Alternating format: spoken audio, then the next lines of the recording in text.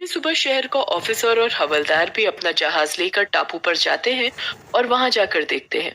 देखिए सर, यहाँ पर कितना सुंदर कॉटेज है। लेकिन इसको बनाया किसने होगा, जब यहाँ पर कोई आता जाता नहीं। और जो यहाँ आता है यहाँ से वापस ही नहीं जा पाता। और आसपास यहाँ पर कोई इंसान नहीं दिख रहा है, तो इसको बनाने वाला कौन होगा? हम्म जरूर कुछ जादुई है यहाँ पर, क्योंकि ये इंसानों का काम तो नहीं लग रहा। यहाँ पर इस तरह से चीजें बनाना और उसको इतने तरीके से रखना मुश्किल ही लगता है। आसपास कोई दिखाई भी नहीं दे रहा है।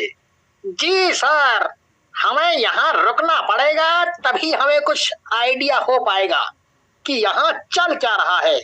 उनकी किस्मत अच्छी होती है कि जब वो उस टापू पर जाते हैं तो चुड़ैल जंगल में बने अपने घर में सो रही होती है। जब वो सोकर उठती है तब तक हवलदार और ऑफिसर अपनी नाव को छुपा देते हैं और वहीं जंगल में एक झोपड़ी बनाकर रहने का फैसला करते हैं। अब हमें उस पर नजर रखनी होगी कि उस कॉटेज में क्या क्या चल रहा है। अरे वो देखो, एक जहाज वहां से आते दिखाई तो दे रहा है। देखते हैं अब क्या होता है। चलो उन झाड़ियों के पीछे छिपकर देखते हैं आखिर माजरा क्या है। जी सर।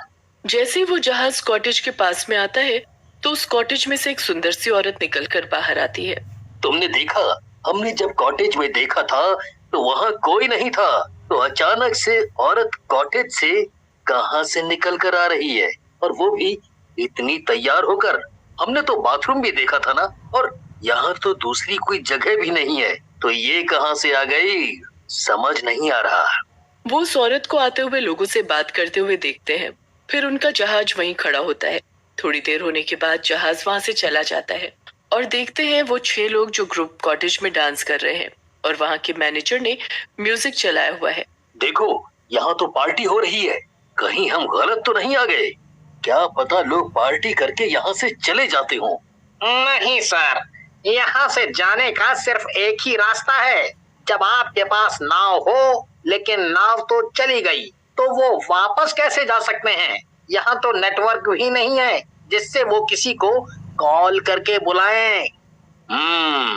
सही कह रहे हो तुम, ये साजिश है। चलो देखते हैं आगे क्या होता है।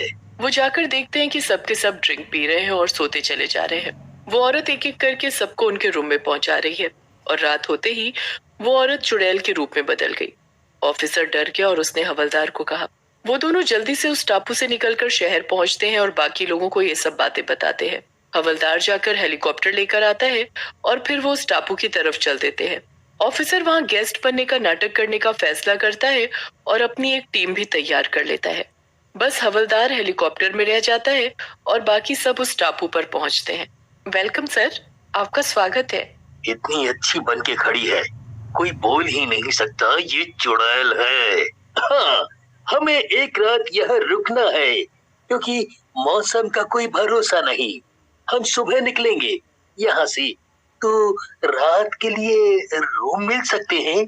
जी सर, कितने रूम चाहिए? वेल, दो रूम ठीक रहेंगे। फिर वो जाकर चुड़ैल को अपने रूम से कॉल करता है। एक बार मेरे रूम का टीवी देखना, क्यों नहीं चल रहा है? अभी आती हूँ सर। लेकिन ऑफिसर कॉरिडोर में ही छुपा होता है। जैसे ही चुड़ैल उसके रूम में जाती है, वो रूम लॉक करके समुद्र की तरफ भागता है और एक लाल झंडा हवलदार को हवा में दिखाता है। हवलदार हेलीकॉप्टर में पहले से ही तैयार था। वो जैसे ही सिग्नल को देखता है, एक बॉम्ब उस कॉटेज के ऊपर गिरा देता है। अंदर से बहुत तेज चुड़ैल के चीखने की आवाज आती है और वो सारे वहां से भाग जाते हैं। इस तरह वे लोग मिलकर जुगाड़ू चुड़ैल के कहर से सबकी जान बचाते हैं। ये क्या कर रहे हो तुम? इसे बचाने के लिए भाग जाने को कह रहे हो? वैसे भी इस टापू पर बहुत कम लोग आते हैं। मैं इसे खाना चाहती हूँ, जल्दी से इसको पकड़ो। भूतिया पेड़ अपनी एक टहनी से समीर को पकड़कर उल्टा लटका देता है। ये क्या कौन हो तुम? क्या तुम सच में वही चुड़ैल हो? और लोगों ने तो तुम्हें मार दिया था, इसका मतलब तुम मरी नहीं थी। मुझे मारना इतना आसान नहीं है। उन लोगों ने तो मुझे बस एक कमरे में बंद किया और चले गए।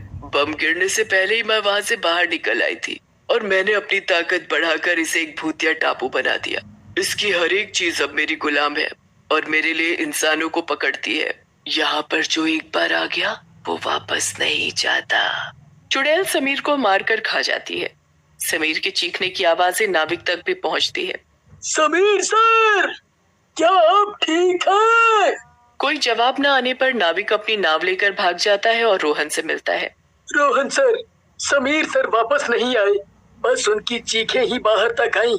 मैंने उनको बहुत आवाजें लगाई पर मुझे कोई जवाब ही नहीं मिला। मुझे माफ कर दीजिएगा, मैं उनको नहीं बचा पाया। उस टापू पर सच में कोई चुड़ैल है और वो टापू भूतिया है। तुम ये क्या बोल रहे हो? दिन में जाने पर भी समीर के साथ ऐसा हो गया? तुम झूठ बोल रहे हो। मेरे समीर को कुछ नहीं हुआ है। वो कहाँ है? क्यों ऐसा मजाक कर रहा है? रोहन रिया बहुत रोते हैं और उसके बाद वो उनके पास जाते हैं जिन लोगों ने उस चुड़ैल को मारा होता है। देखिए, मैं आप लोगों से मदद मांगने आई हूँ। मेरे पति उस भूतिया टापू पर गए थे जो लौट कर नहीं आए। बस उनकी चीखें आई। आपने उसे कैसे मारा था? मुझे तो लगता है कि वो अभी तक जिंदा है और उसने शायद पूरे टापू पर कब्जा कर लिया है और उसे भूतिया बना दिया है। ये तो बहुत ही अफसोस की बात है कि आपके पति अब नहीं रहे और हम उन्हें अब वापस भी नहीं ला सकते। अगर वो चुड़ैल जिंदा है तो उसने उन्हें मार ही दिया होगा, पर मैं आपकी मदद कर सकता हूँ क्योंकि उसको पिछली बार मैंने ही मारा था, पर पता नहीं कैसे वो बच गई। शायद वो कमरे से निकल गई होगी, इसीलिए अब उस टापू पर ये भयानक मंजर छाया है। मुझे इतने लोगों के मरने पर ही समझ जाना चाहिए था कि वो चुड़ैल अभी भी जिंदा है। हाँ, मैंने उसे रोकने की कोशिश की थी पर वो मेरी एक भी नहीं माना और लोगों के अंधविश्वास को मिटाने के लिए वो उस टापू पर चला गया। हमें उस नाविक ने कहा था कि उस टापू की हर एक चीज अब भूतिया हो गई है, जिसकी वजह से टापू भी भयानक दिखता है। मैं भी आपके साथ चलती हूँ। रिया और ऑफिसर वहाँ से निकलकर पंडित जी के आश्रम पहुँचते हैं। प्रणाम पंडित जी, हमें आपसे कुछ जरूरी बात करनी है। कुछ सालों पहले मैंने एक चुड़ैल को मारा था। अब उस चुड़ैल ने ही पूरे एक टापू पर कब्जा कर लिया है और उसको भूतिया बना दिया है। जो भी वहाँ जाता है वहाँ से वापस नहीं आता है। हाँ पंडित जी, अब तो वो पहले से ज्यादा ताकतवर हो गई है। हमें बस उस चुड़ैल को मारना होगा। उसके मरते ही टापू का जादू खत्म हो जाएगा। पर उस टापू पर मारना उसे बहुत ही मुश्किल है, लेकिन उसको मारना भी बहुत जरूरी है। क्या करें जिससे वो मर जाए पंडित जी? एक ही उपाय है जिससे वो चुड़ैल मर जाएगी। अगर वो चुड़ैल किसी भी तरह पानी में उतर आए तो उसको मारा जा सकता है। पंडित जी, लेकिन पानी में आने से वो मरेगी कैसे? वो सब तुम मुझ पर छोड़ दो। तुम लोग बस किसी तरह उस चुड़ैल को पानी में ले आना। ऑफिसर और रिया पंडित जी के साथ उस टापू पर जाने के लिए तैयार हो जाते हैं। रिया अंदर जाती है। सच में कितना डरावना है ये सब। इस टापू पर समीर क्यों आया था? मैंने उसे हमेशा के लिए खो दिया। अब आ ही गई हो तो मेरा शिकार भी बन जाओ, क्योंकि मुझे बहुत भूख लगी है। मुझे कोई बचाओ, बचाओ। चुड़ैल रिया को मारने के लिए आ जाती है। जैसे ही रिया वहां से आवाज देती है, ऑफिसर यहाँ से उसको चिल्लाने लगता है और उसको ललकारने लगता है। उसकी ललकार सुनकर चुड़ैल गुस्से में आ जाती है और वो बाहर जाती है। तू वही है जिसने मुझे मारा था, आज नहीं छोड़ूंगी। चुड़ैल गुस्से में जैसे ही बाहर आती है, उसका पैर पानी में पड़ता है। अब जल तू नरक की आग में। ये क्या मतलब? तुम लोगों ने मुझे धोखा दिया।